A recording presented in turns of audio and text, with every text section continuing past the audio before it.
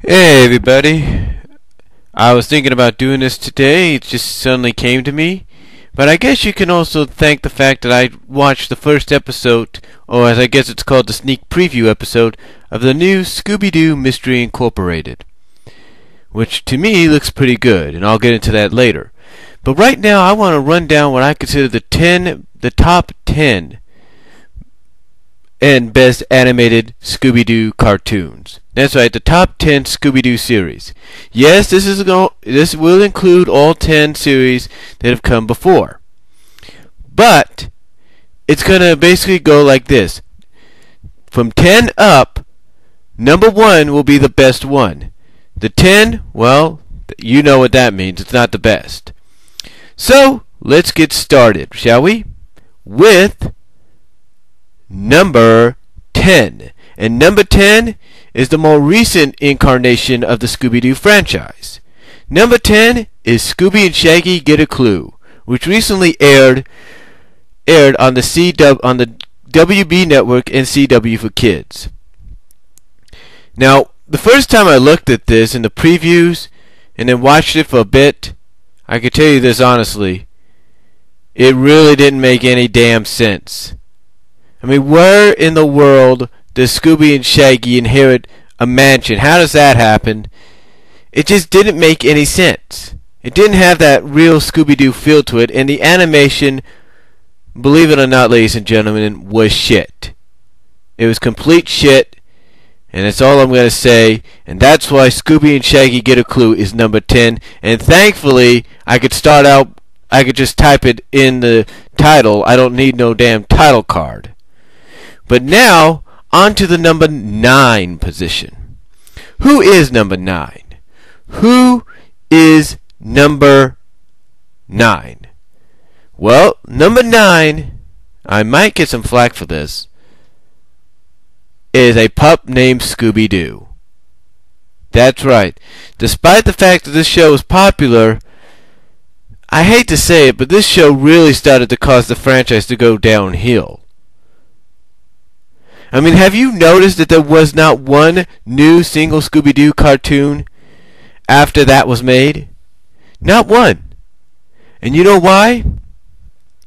Because people wanted nothing to do with Scooby-Doo afterwards. That's just my opinion. A Pup Named Scooby-Doo basically gave us a platform to see what the Mystery Inc. gang was like when they were kids. It was nothing more than a parody of the Mystery Inc. gang that we knew. Nothing more than a parody.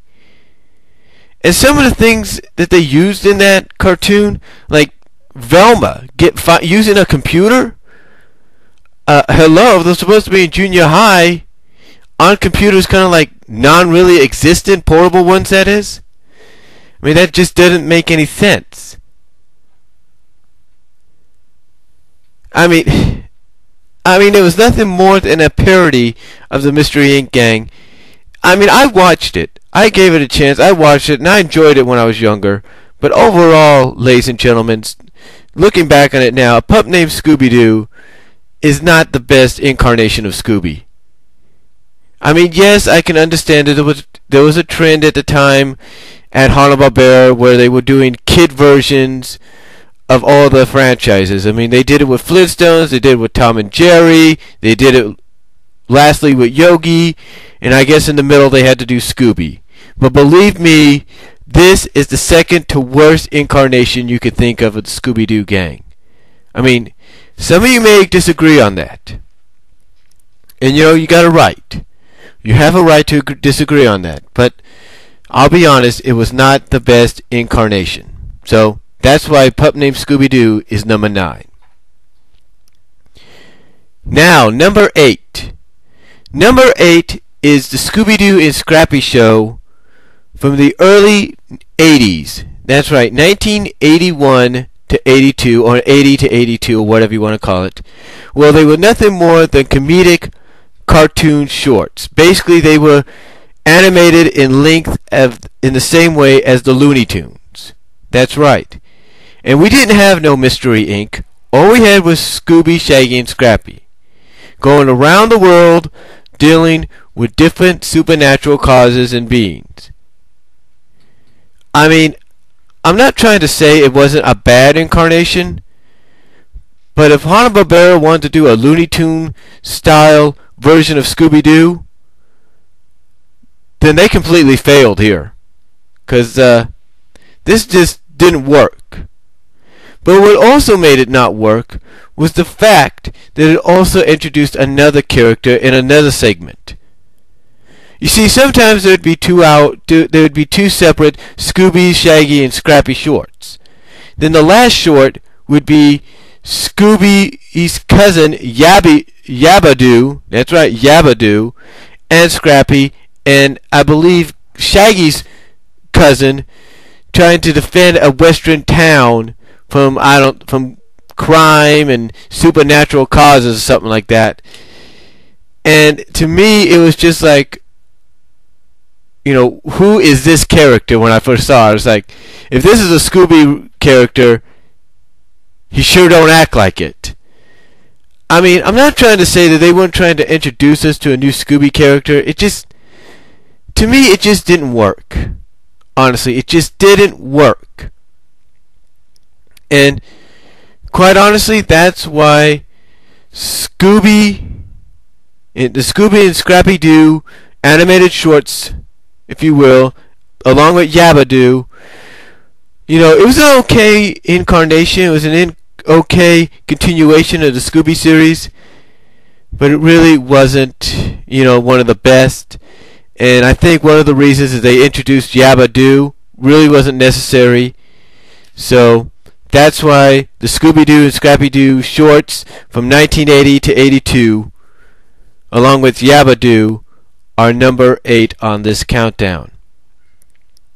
Now, number 7, again, speaking of Scooby and Scrappy-Doo, we go with the Scooby and Scrappy-Doo of 1979 to 1980, where we still had the Mystery Inc. gang. That's right, the Mystery Inc. gang was still around, and thank God. But it seemed to be focusing more on Scooby and Scrappy and Shaggy. But anyway, the reason Scooby and Scrappy, the original series of 1979, is introduced in this slot is the fact that, again, it had Mystery Inc. in there. And the fact that Mystery Inc. always had to correct Scrappy in some of his mistakes. And there were some episodes that we saw that it wasn't just Scooby or Shaggy, grabbing Scrappy before they ran away from a monster or a so-called supernatural ghost. Sometimes it was Daphne or Velma or Fred that had to, grab Scrappy or correct him. And what made this show good sometimes is they had to basically correct Scrappy when he would set a trap and then drop the trap or activate the trap, because sometimes he would trap the Mystery Inc. gang by accident.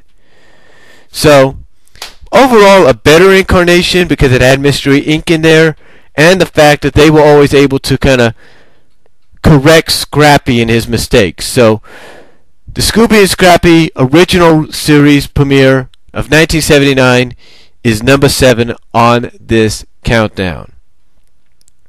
Now, at number 6 we have the Scooby-Doo show from 1975 to 1978. Or should I say 76 to 78? I don't know. And the reason this one is at number 5,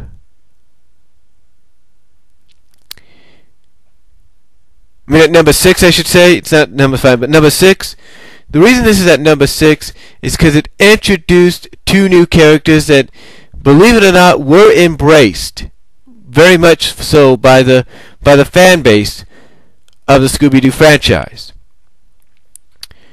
The characters were Scooby's cousins, Scooby's cousins, let's just put it that way. Scooby-Dum, who was seen in a variety of episodes, as well as Scooby-Dee, even though she was seen in one episode in season 2, the Chiller Dilla Theater, or Thriller, or whatever you want to call it. Now this really helped out because this was actually the first Scooby cartoon that I know of that introduced any other characters outside of the Mystery Inc. gang and introduced any of Scooby's relatives.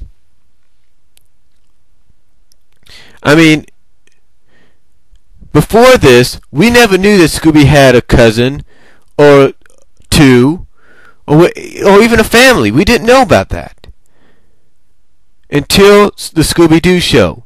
And the Scooby-Doo show established the fact that he did have family. He did have a cousin in Scooby-Doo, like I said, joined the Mystery Inc. gang on various missions at times. Not all of them.